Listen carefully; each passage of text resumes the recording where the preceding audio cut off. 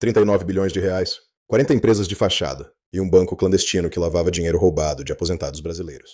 Tudo isso com o nome de um homem de confiança do presidente do Congresso Nacional dentro dos documentos. Esse homem é Paulo Boldens, e quem nomeou ele foi Davi Alcolumbre. O relatório final da CPMI e do INSS, apresentado na sexta-feira, 27 de março de 2026 pelo deputado Alfredo Gaspar, com mais de 4.300 páginas de evidências, colocou o ex-assessor do presidente do Senado no centro de um esquema de lavagem de dinheiro de proporções que a maioria dos brasileiros ainda não conseguiu absorver completamente. E no processo, colocou Davi Alcolumbre em uma posição que o ministro André Mendonça não pode mais ignorar.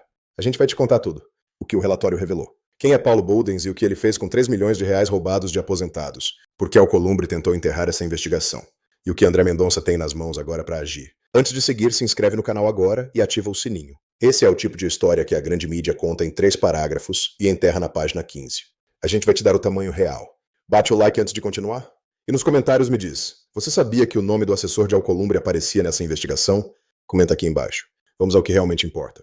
Para entender o peso do que o relatório da CPMI revelou, é preciso entender o tamanho da fraude que está sendo investigada. O escândalo do INSS, revelado inicialmente em dezembro de 2023, envolve um esquema sistemático de descontos ilegais nas aposentadorias e pensões de milhões de brasileiros. Associações e entidades conveniadas incluíam cobranças nos benefícios sem autorização dos segurados. O dinheiro saía diretamente da conta de quem dependia daquele valor para sobreviver, sem que a maioria soubesse o que estava acontecendo ou por que o valor tinha diminuído. Os danos estimados ao longo de 10 anos, entre 2015 e 2025, chegam a 6 bilhões e 300 milhões de reais. 6 bilhões roubados de aposentados e pensionistas que trabalharam a vida inteira para ter aquele benefício.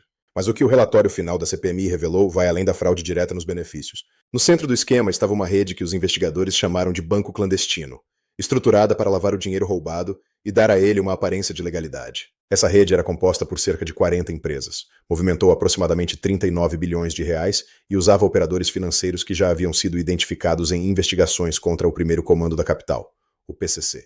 Isso não é um esquema de desvio de dinheiro público comum. É uma operação criminosa de alto nível, com conexões com o crime organizado, estruturada para ser difícil de rastrear e ainda mais difícil de provar. E foi exatamente dentro dessa estrutura que o nome de Paulo Boldens apareceu. Mas espera, tem mais. Paulo Augusto de Araújo Boldens não é um nome qualquer nessa investigação. Ele foi chefe de gabinete de Davi Alcolumbre, o atual presidente do Congresso Nacional, cargo que lhe dava, nas palavras do próprio relatório da CPMI, trânsito político privilegiado durante o auge da implementação dos descontos indevidos nos sistemas do INSS. Em outras palavras, ele estava no lugar certo, no cargo certo, no momento exato em que o esquema estava funcionando no seu pico de operação. O relatório do deputado Alfredo Gaspar indica que Boldens recebeu 3 milhões de reais da empresa Arpar, uma das principais peças do banco clandestino, identificada pela Polícia Federal como lavadora de dinheiro dos desvios de aposentados. O dinheiro chegou às contas pessoais de Boldens por meio de empresas de consultoria chamadas Prospect, Brasília e ACA, que serviam para disfarçar a origem dos recursos e dificultar o rastreio. O detalhe que o relator destacou com ênfase especial é que não foi identificada nenhuma prestação de serviço que justificasse o pagamento dos 3 milhões de reais. Não havia contrato, não havia serviço. Havia apenas a transferência de dinheiro que havia sido roubado de aposentados, chegando à conta de um assessor que ocupava um dos cargos mais próximos ao presidente do Congresso Nacional. O relatório indiciou Boldens por 4 crimes: organização criminosa, lavagem de dinheiro, corrupção passiva e advocacia administrativa. E aqui está o elemento que conecta tudo isso a Alcolumbre de uma forma que não pode ser ignorada. Ao longo dos 7 meses de trabalho da CPMI, ao menos 4 pedidos de convocação de Boldens para depor foram apresentados por parlamentares. Nenhum foi sequer apreciado. A CPMI também tentou quebrar o sigilo bancário e fiscal do ex-assessor. O requerimento foi rejeitado em outubro de 2025. E quando a comissão tentou prorrogar seus trabalhos para aprofundar justamente essas linhas de investigação, Alcolumbre, como presidente do Congresso, simplesmente se recusou a fazer a leitura do pedido em sessão, a etapa formal necessária para estender o prazo. Sem a leitura de Alcolumbre, não havia prorrogação. Sem prorrogação, a comissão encerrava. A investigação sobre o assessor de Alcolumbre ficava sem o aprofundamento que os investigadores precisavam. A questão que o Brasil precisa fazer neste momento é direta. Quem se beneficiou do encerramento prematuro dessa investigação? Se o que você está acompanhando aqui tem valor para você, o Super Thanks aqui embaixo é o jeito mais direto de apoiar essa cobertura independente. Esse canal não tem pauta comprada nem assessoria por trás. Qualquer valor faz diferença real. Agora vamos ao que André Mendonça tem nas mãos e o que pode acontecer a seguir. Mesmo sem a aprovação formal do relatório, que foi rejeitado pela base governista por 19 votos a 12 na madrugada do sábado 28 de março, o acervo probatório da CPMI não desapareceu. Mais de 1.984 documentos e centenas de relatórios de inteligência financeira foram encaminhados formalmente à Polícia Federal e ao Ministério Público Federal. Isso significa que tudo que a CPMI levantou está agora nas mãos dos investigadores, com ou sem relatório aprovado. E André Mendonça já demonstrou que não tem medo de agir com base nesse tipo de material. Foi Mendonça quem chegou a autorizar a continuidade dos trabalhos da CPMI antes de o plenário do STF reverter a decisão.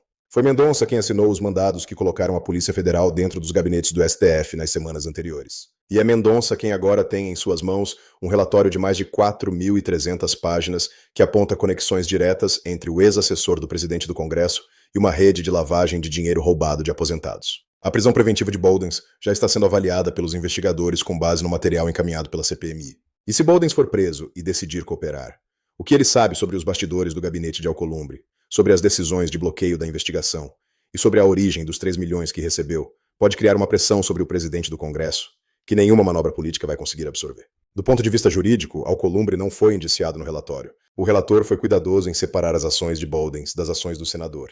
Mas o relatório foi explícito ao destacar o cargo que Boldens ocupava, o período em que ocupava e o acesso privilegiado que esse cargo lhe conferia. A linha entre a responsabilidade do assessor e a responsabilidade de quem o nomeou e o manteve em cargo de confiança é uma linha que os investigadores vão explorar com atenção nas próximas semanas. O Brasil está assistindo a um padrão que se repete nessa investigação. Cada vez que a apuração chega perto demais de um nome poderoso, aparece um mecanismo de bloqueio, um habeas corpus no STF. Uma votação derrubada por articulação da base governista. Uma comissão encerrada porque alguém com poder não fez a leitura de um pedido em sessão. Mas o material coletado ao longo de 7 meses não desaparece. Ele fica nos servidores da Polícia Federal. Ele fica nos computadores do Ministério Público. E ele continua sendo analisado por investigadores que não dependem do calendário político de ninguém para agir. Essa cobertura existe porque você a sustenta.